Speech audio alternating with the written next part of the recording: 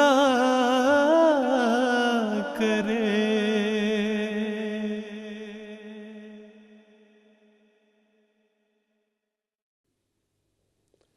اعوذ باللہ من الشیطان الرجیم، بسم اللہ الرحمن الرحیم۔ معزز ناظرین، السلام علیکم ورحمۃ اللہ وبرکاتہ۔ پروگرام ہجرت کے اس نئے ایپیسوڈ کے ساتھ ایک دفعہ پھر ہم آپ کی خدمت میں حاضر ہیں۔ معزز ناظرین، جماعت احمدیہ عالمگیر کے دوسرے امام حضرت مرزا بشیر الدین محمود احمد صاحب رضی اللہ تعالیٰ عنہ نے خدام الاحمدیہ، جو جماعت احمدیہ میں نوجوانوں کی ایک نمائندہ تنظیم ہے اور جماعت احمدیہ عالمگیر میں کے نظام میں ایک ذیلی تنظیم ہے، اس کے ایک اجتماع سے خطاب کرتے ہوئے ایک جملہ فرمایا، ارشاد فرمایا کہ قوموں کی اصلاح نوجوانوں کی اصلاح کے بغیر نہیں ہو سکتی۔ یہ جملہ بعد میں خدام الاحمدیہ کے لیے، نوجوانوں کی اس نمائندہ تنظیم کے لیے اور تمام جماعت احمدیہ عالمگیر کے لیے ایک نصب العین کی حیثیت اختیار کر گیا، جیسا کہ خلیفۃ المسیح کے منہ سے ارشاد فرمایا ہوا ہر جملہ جماعت احمدیہ عالمگیر کے لیے نصب العین کی حیثیت ہی رکھتا ہے۔ لیکن یہ بھی ایک حقیقت ہے کہ قوموں کی اصلاح میں اگر نوجوانوں کی اصلاح پہ بات کی جائے تو اس کی بنیاد جو ہے وہ بچپن سے رکھی جاتی ہے، اور بچپن میں والدین کا کردار بچوں کی اصلاح اور تربیت میں نہایت کلیدی حیثیت رکھتا ہے۔ دنیا کے تمام ممالک میں اور تمام خطۂ ارض میں ہی جہاں جہاں بھی انسان موجود ہے، والدین اپنے بچوں پر توجہ دیتے ہیں، ان کی تربیت کرتے ہیں، اس کی طرف توجہ ان کی ہوتی ہے، لیکن یورپ میں یہ اس لحاظ سے بھی زیادہ اہمیت کا حامل ہو جاتا ہے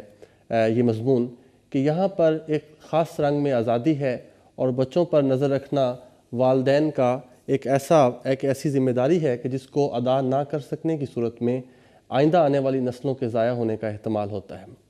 جماعت احمدیہ میں خدا تعالیٰ کے فضل سے حضرت خلیفۃ المسیح کے زیر نگرانی اور زیر ہدایت ہمیشہ سے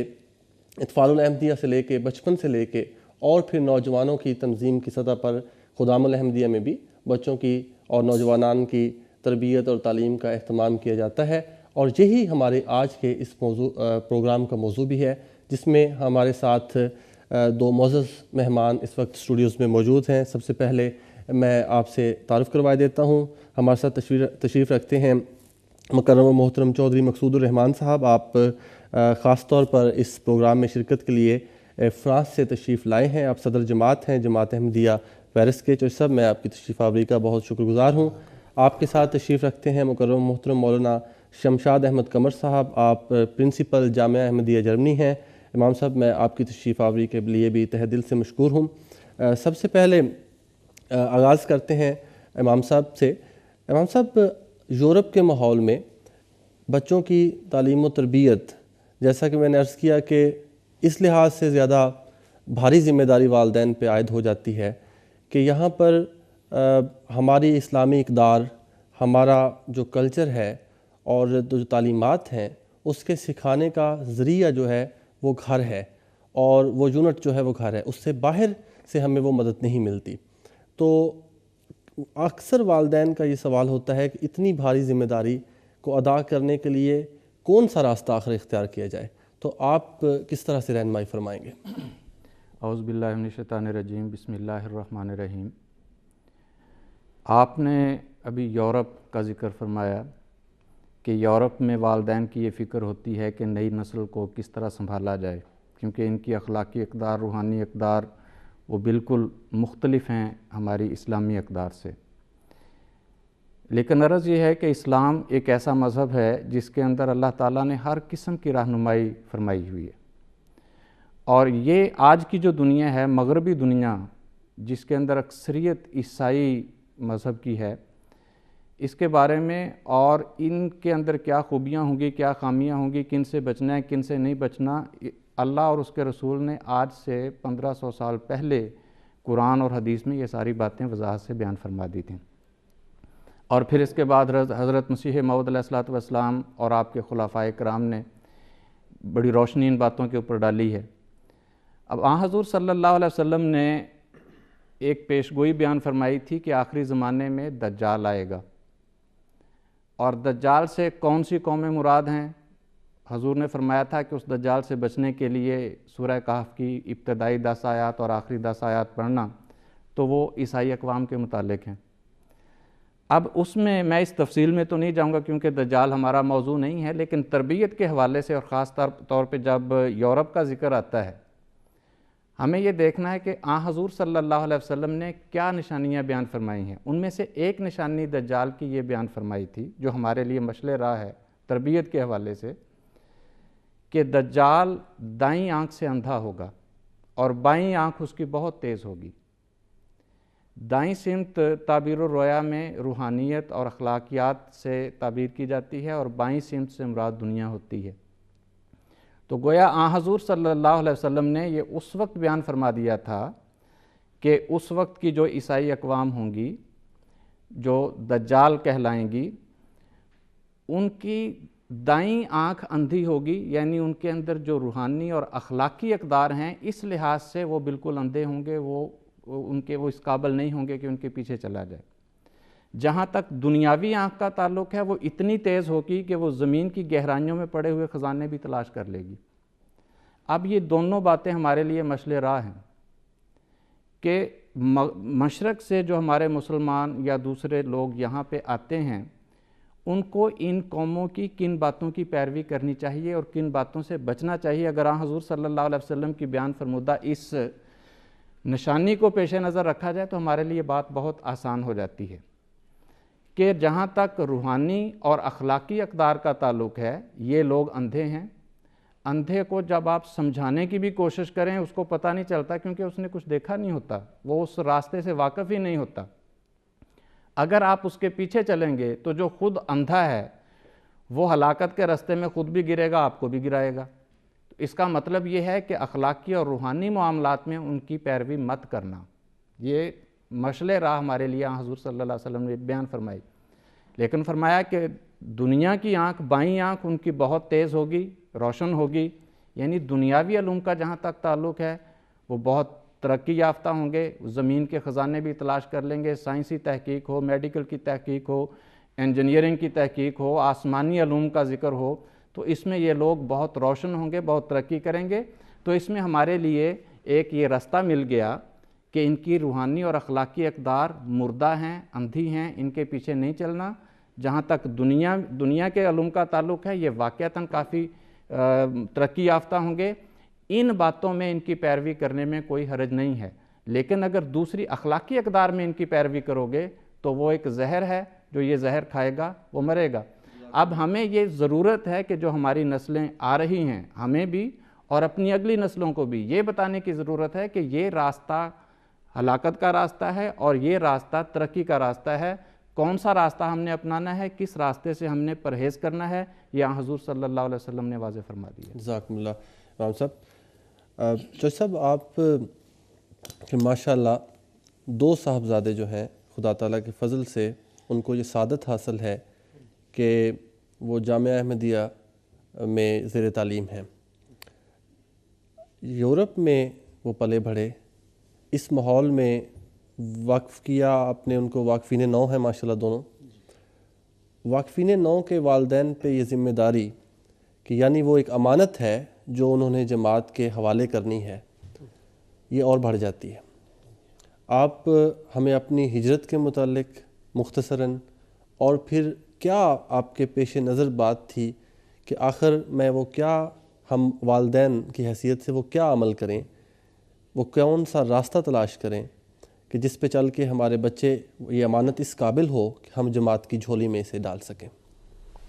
بسم اللہ الرحمن الرحیم۔ جیسے آپ نے ابھی فرمایا کہ یہ ہمارا پروگرام ہجرت کے حوالے سے ہے اور اس سفر میں ہم بچوں کی تربیت کس طرح سے رکھیں، تو جیسے ابھی شروع میں آپ نے ایک حوالہ دیا حضرت خلیفۃ المسیح ثانی رضی اللہ تعالیٰ عنہ کا، تو واقفین نو بچوں کے لیے خاص طور پہ حضرت خلیفۃ المسیح رابع رحمہ اللہ تعالیٰ کے وہ الفاظ کہ تم ایک خاص وقت میں ایک خاص مقصد کے لیے پیدا کیے گئے ہو، ان کی بھی بہت اہمیت ہے، اور اللہ تعالیٰ کی دی ہوئی توفیق سے ہمیں ہر وقت یہ چیز پیش نظر رہی۔ اور ہجرت ہے، سفر ہے، اور فطری سی بات ہے کہ سفر میں ہر شخص کچھ نہ کچھ زاد راہ ساتھ لے کے چلتا ہے، اور ہمارا احمدی کی حیثیت سے زاد راہ بزرگوں کے ارشادات اور بزرگوں کی دی ہوئی رہنمائی ہی ہے۔ حضرت مسیح موعود علیہ الصلوۃ والسلام کے ارشادات تربیت اولاد کے سلسلے میں، حضرت خلیفۃ المسیح ثانی رضی اللہ تعالیٰ عنہ کے، حضرت مرزا بشیر احمد کی نسائے ماؤں کے لیے، حضرت نواب مبارکہ بیگم صاحبہ کی، اس طرح تمام بزرگوں کی اور موجودہ حضور کے ارشادات واقفین نو کے لیے۔ تو خاص طور پہ اس سفر میں جب میں نے، جیسے آپ نے کہا کہ کچھ سفر کا ذکر ہو جائے، 1993 میں نے پاکستان چھوڑا تھا، اور پھر ہم کچھ عرصہ کے لیے رشیا میں رہے۔ بچے بھی چھوٹے تھے، تو انہوں نے کچھ تعلیم رشیا میں حاصل کی ہے، اس کے بعد پھر ہم لوگ یورپ میں آ گئے اور باقی کی تعلیم یہیں حاصل کی ہے۔ بچوں کا تعلیم کا سارا سفر یورپین ماحول میں ہی گزرا ہے، لیکن یہ سب اللہ تعالیٰ کا فضل ہے، بزرگوں کی دعائیں ہیں، اور اس میں کوئی شک نہیں کہ بزرگوں کے ارشادات کو پیش نظر رکھنے کی توفیق حاصل رہی ہے۔ حضرت مسیح موعود علیہ السلام نے جیسے فرمایا کہ بچوں کو مارے نہیں، اور اس بات سے منع کرنے کے لیے آپ نے یہاں تک تاکید فرما دی کہ جو والد یہ سمجھتا ہے کہ ہم بچوں کو مار پیٹ کر اصلاح کر سکتے ہیں، گویا وہ شرک کرتا ہے۔ تو اس سے بڑی تاکید نہیں ہو سکتی۔ جی، بچوں کے ساتھ ایک پیار اور محبت کا جو سلوک ہے اور رویہ ہے وہ رکھنا۔ امام صاحب، آج کے اس دور میں تربیت کا، وہ چھوٹے ہوں یا بڑے، سب کے لیے سب سے بڑا ذریعہ جو ہے وہ اللہ تعالیٰ کے فضل سے جو آج ہمیں گھر گھر میسر ہے، وہ حضرت خلیفۃ المسیح ہیں، ان کے ارشادات ہیں۔ اپنے بچوں کو خلافت کی گود میں ڈالنے کے لیے کس عمر سے کیا اقدامات والدین کو کرنے چاہیے؟ دیکھیں جی، جہاں تک خلافت سے تعلق کی بات ہے، وہ تو بچپن ہے۔ بچے کا آغاز تو بات کی بات ہے، ہمیں یہ دیکھنا چاہیے کہ جب ہم خلافت کے ساتھ تعلق کی بات کرتے ہیں، پہلے والدین کو دیکھنا چاہیے کہ ان کا اپنا خلافت کے ساتھ کتنا تعلق ہے۔ اگر والدین کا اپنا تعلق خلافت کے ساتھ نہیں ہے تو یہ ممکن ہی نہیں ہو سکتا کہ وہ بچے کا تعلق خدا تعالیٰ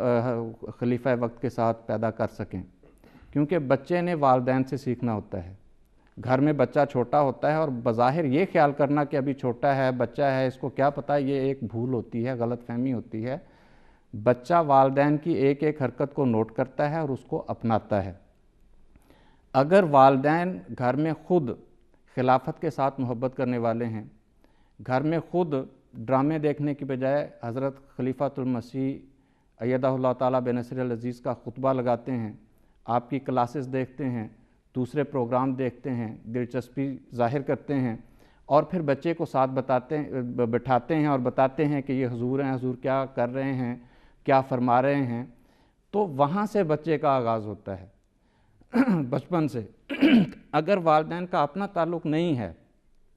تو پھر یہ کوشش کرنا کہ ہم خطبہ دیکھیں یا نہ دیکھیں، کلاس حضور کی اٹینڈ کریں، ٹی وی پہ دیکھیں یا نہ دیکھیں، لیکن بچے کو تلقین کرتے رہیں، یہ ممکن نہیں ہو سکتا۔ اگر ہم خود کر رہے ہیں تو پھر بچے بھی اس کو اپنائیں گے۔ اور پھر ایک بات یہ بھی ضروری ہوتی ہے کہ بچہ جب پھر بچپن سے تھوڑا بڑا ہوتا ہے، کہانیاں سننے کا اس کو شوق ہوتا ہے، تو اس کو جہاں دوسری کہانیاں، سبق آموز کہانیاں انسان بتاتا ہے، وہاں خلیفہ وقت کے ساتھ جو مختلف واقعات ہوئے ہوتے ہیں، اپنے واقعات ہوں یا دوسری جماعت کے افراد کے واقعات ہوں، وہ کہانیوں کی صورت میں بتانے چاہیے، اور ساتھ ساتھ یہ احساس دلانا چاہیے کہ حضور کو فلاں بندے نے دعا کے لیے اس طرح لکھا تھا، اس کو یہ معاملہ تھا، اس کی دعا اس طرح قبول ہوئی، فلاں کے ساتھ یہ معاملہ تھا، ملاقات ہوئی تو حضور نے یہ فرمایا، تو اس کے ساتھ اس طرح یہ ایک قبولیت کا واقعہ ہوا۔ تو اس قسم کے ایمان افروز واقعات سنا کے بچے کے دل میں خلیفہ وقت کی محبت ڈالی جائے کہ یہ وہ وجود ہے جو اس دنیا میں اللہ تعالیٰ نے اپنے رنگ میں رنگین ایک وجود دنیا کے سامنے پیش کیا ہے کہ میرے ساتھ تعلق پیدا کرنا ہے تو اس کے ساتھ تعلق پیدا کرو۔ اگر اس وجود کے ساتھ تعلق ہوگا تو پھر اللہ تعالیٰ کے ساتھ تعلق ہوگا، اس کے ساتھ محبت ہوگی تو خدا سے محبت پیدا ہو جائے گی، اور جب خدا سے محبت پیدا ہو جائے گی تو ہماری خواہشات، ہماری ضروریات وہ خدا تعالیٰ خود پوری فرمائے گا۔ تو یہ باتیں ہیں جو بچپن سے ہی وقت کے ساتھ ساتھ بچوں کو سمجھانی ضروری ہوتی ہیں۔ پھر اسی طرح ملاقات کا اگر موقع مل جائے تو حتی الوسع پوری کوشش کرنی چاہیے کہ جہاں اپنی ملاقات ہو وہاں بچوں کی بھی حضور کے ساتھ ملاقات ہو جائے، کیونکہ جو ایک جسمانی تعلق ہوتا ہے وہ بھی بہت اثر کرتا ہے۔ مومنوں کے اندر یہ ایک مقناطیسیت اللہ تعالیٰ نے پیدا کی ہوئی ہے کہ جب ملاقات کرتے ہیں تو صحبت صالحین اس کا ایک اپنا اثر ہے۔ خلیفہ وقت سے ایک بہت بڑا اثر کہیں بچہ لے کے اٹھتا ہے، ٹی وی میں جب حضور انور ایدہ اللہ تعالیٰ بن نصر عزیز کو بچہ دیکھتا ہے اس وقت اس کا ایک اپنا تاثر ہے، لیکن جب اسی شخصیت کو بذات خود جا کے مل کے آتا ہے تو اس بچے کی خوشی دیکھنے والی ہوتی ہے۔ کئی دن تک وہ اس کو بیان کرتا رہتا ہے کہ حضور سے میں نے ملاقات کی۔ پھر اگر ملاقات نہیں، چونکہ یہ ایک بہت محدود موقع ہوتا ہے ملاقات کا، اس کے علاوہ پھر بچے کو بار بار اس طرف توجہ دلاتے رہنا چاہیے کہ حضور کو دعا کے لیے خط لکھا کرے۔ جب آپ دعا کی قبولیت کے واقعات اس کو سناتے ہیں تو ساتھ ساتھ پھر اس کو یہ بھی تلقین کریں کہ آپ بھی خط لکھو۔ آپ خط لکھو گے اور خط لکھنے کے ساتھ پھر خود کوشش بھی کرو گے تو اللہ تعالیٰ تمہاری اس کوشش میں برکت ڈالے گا، اور وہ برکت جو ہوگی وہ حضور انور ایدہ اللہ تعالیٰ بن نصر العزیز کی دعاؤں کے نتیجے میں ہوگی، اور پھر تمہاری دعائیں جو ہیں وہ بھی حضور کی دعاؤں کے ساتھ قبول ہوں گی۔ تو یہ طریقہ کار ہے، اگر ان طریقوں کو ہم اپنائیں گے تو یقینی طور پر ہم بچوں کی تربیت میں کامیاب رہیں گے۔ جزاک اللہ امام صاحب۔ ناظرین، بچوں کی تربیت میں ماں کی گود کو جو مقام حاصل ہے وہ اس پہ کیا عرض کروں، ظاہر و باہر ہے۔ اسی لیے ہمارے ان پروگرامز میں ہم یہ کوشش کرتے ہیں کہ ان ماؤں کے تاثرات، ان کے تجربات بھی آپ کے ساتھ بانٹیں، آپ کی خدمت میں رکھیں،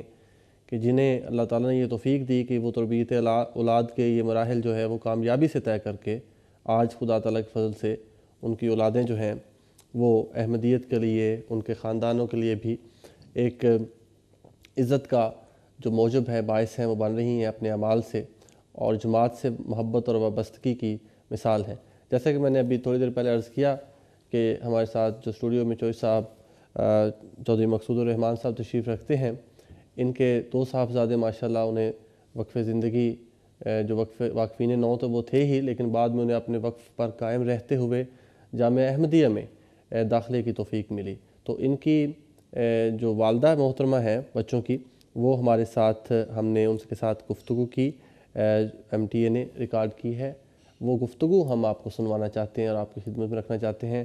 تاکہ اور بہت ساری مائیں خدا تعالیٰ کے فضل سے جو ان امانتوں کو آج سنبھالے ہوئے ہیں اور جماعت کو پیش کرنے کے لیے تیاری کر رہی ہیں، وہ ان تجربات سے فائدہ اٹھا سکیں، اور اللہ کرے کہ یہ ان کے لیے مفید ثابت ہوں۔ آئیے دیکھتے ہیں ان کی گفتگو۔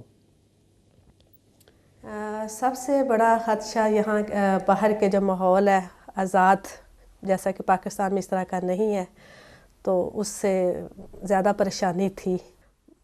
یورپ کے ماحول میں بچوں کو بچانا ایک بہت مشکل کام ہے کہ آپ گھر میں تو بچے کی تربیت کر لیں یا اس پہ نظر رکھ لیں، لیکن آپ باہر کیسے کر سکتے ہیں؟ تو میرا اپنا ذاتی یہ خیال ہے کہ یہ صرف خدا تعالیٰ کا ایک محض ایک فضل اور خلافت کی برکات ہے۔ شروع سے ان کو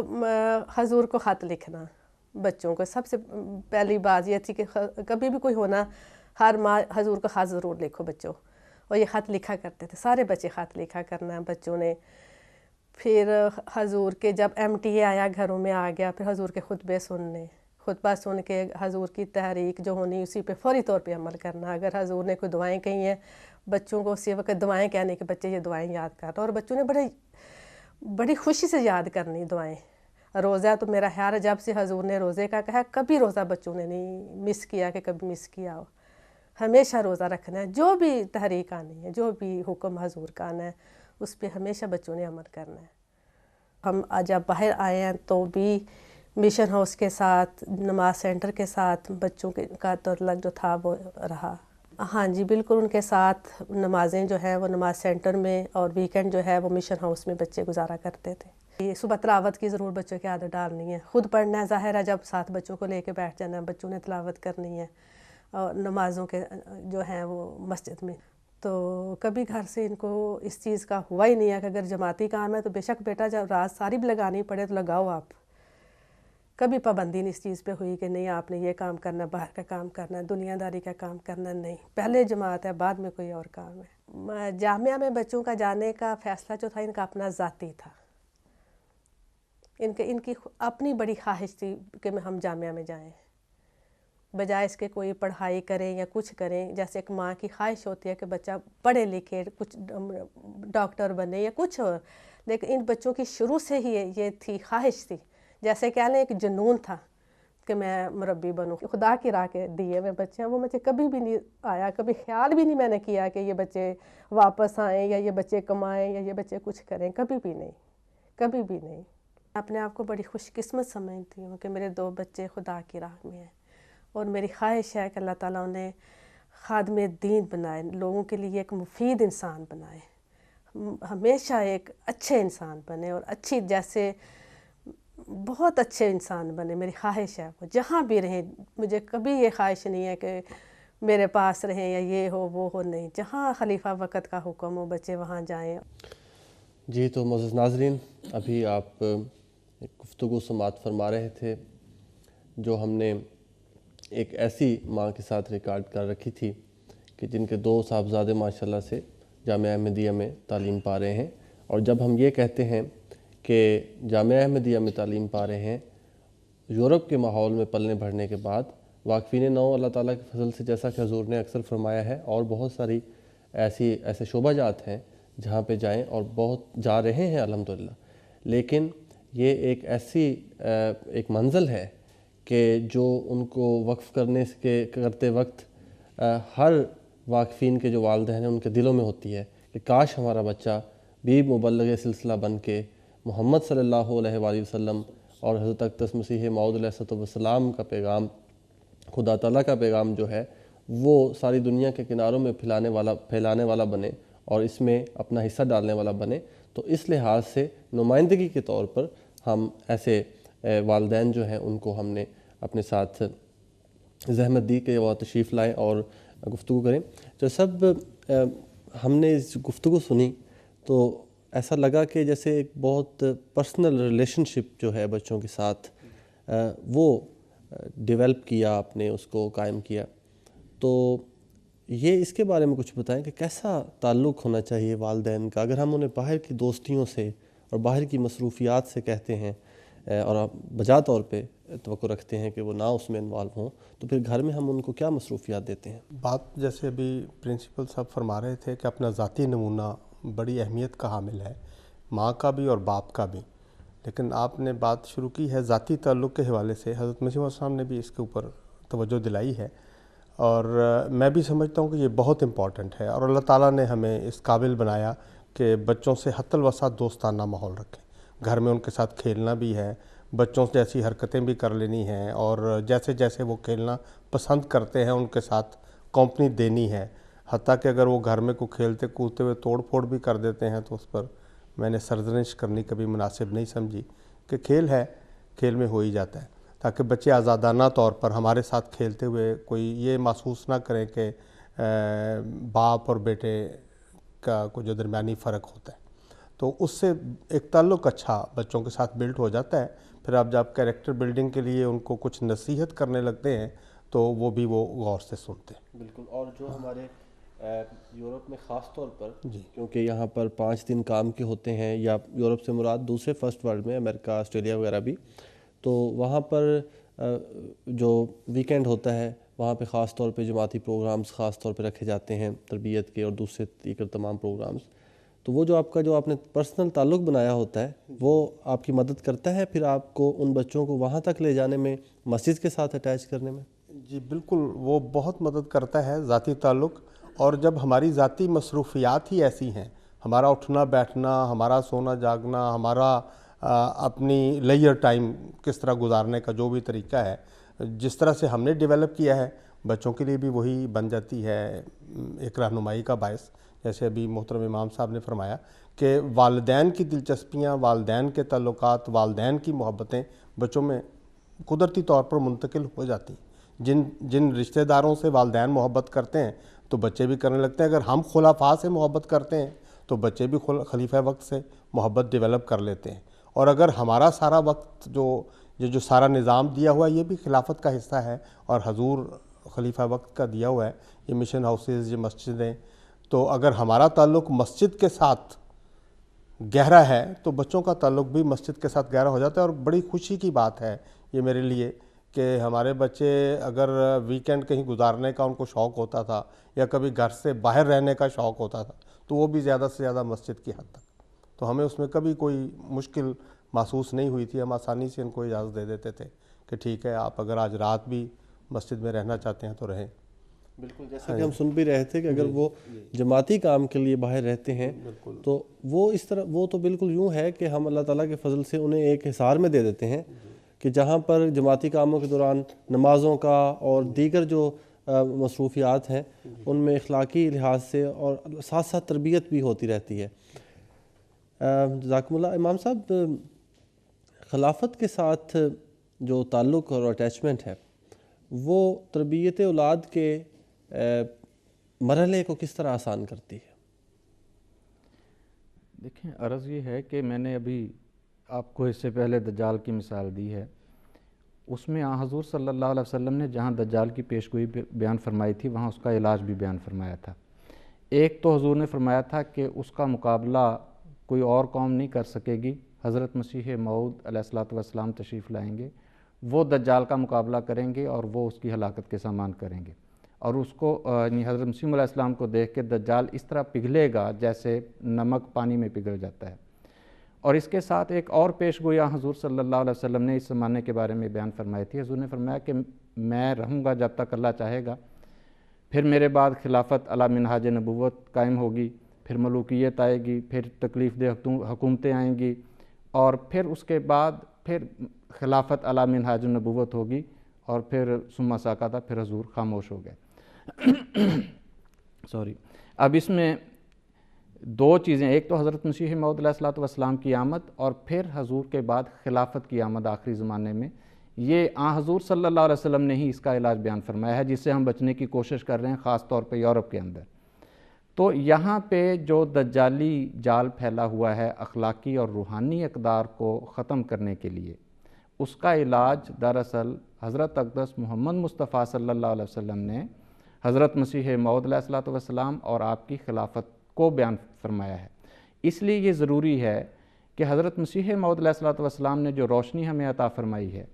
اور وہ روشنی آج ہمیں خلافت کے ذریعے سے مل رہی ہے, دراصل ان تمام مسائل کا علاج وہی روشنی ہے. اور یہ روشنی اگر ہم آج حاصل کرتے ہیں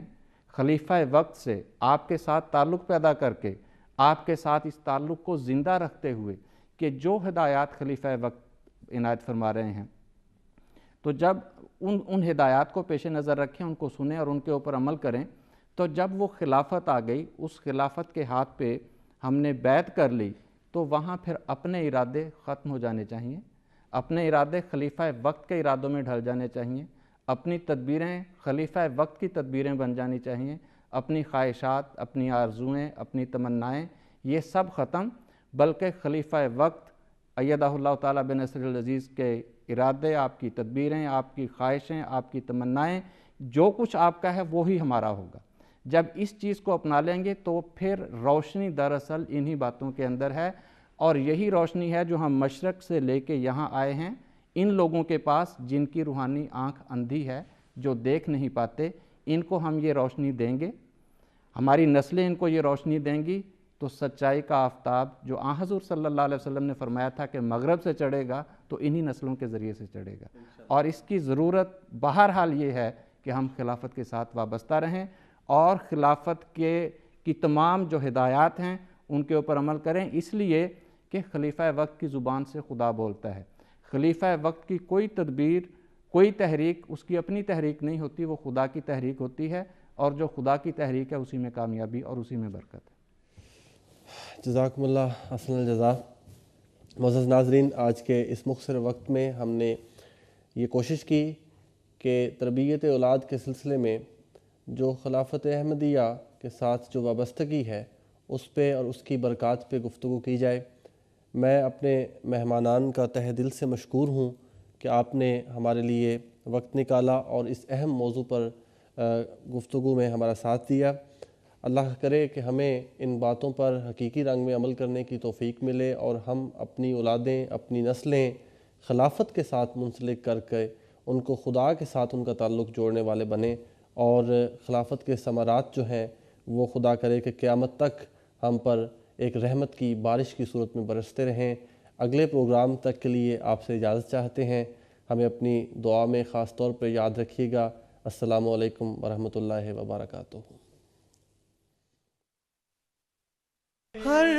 ملک میں تمہاری حفاظت